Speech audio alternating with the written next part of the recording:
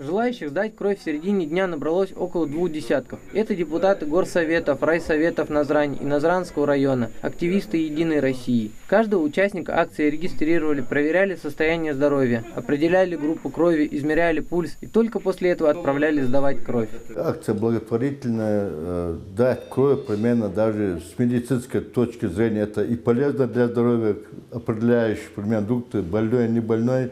Но это в любом случае это помощь больным.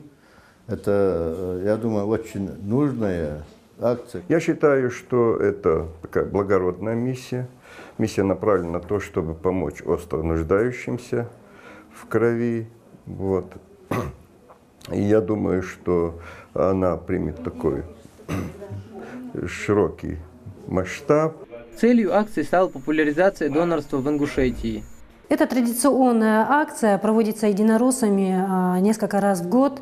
Мы знаем, что в республике сегодня наблюдается острая нехватка донорской крови, и, в принципе, эта проблема существует по всей России. И вот сегодня очередной раз донорский состав пополняется за счет единороссов. Желающих принять участие в сдаче крови много, но это могут сделать только те, у которых нет хронических и вирусных заболеваний. Запасы донорской крови в Ингушетии есть, но они невелики, а требуется оно часто, в том числе из-за постоянных ДТП. Также есть немало людей с заболеванием, при которых необходимо переливание крови. По сравнению с 2008, с 2009 годом, 2010, у нас эта линия растет, процент доноров растет. Запасы есть в республике, но они невелики. Каждый день рождаются новорожденные дети. Матеря слабые.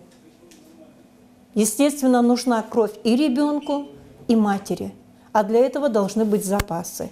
Собранную кровь тестируют на резус-фактор, группу гемоглобин, а потом отправляют на исследование в лабораторию, где уже проверяют на вид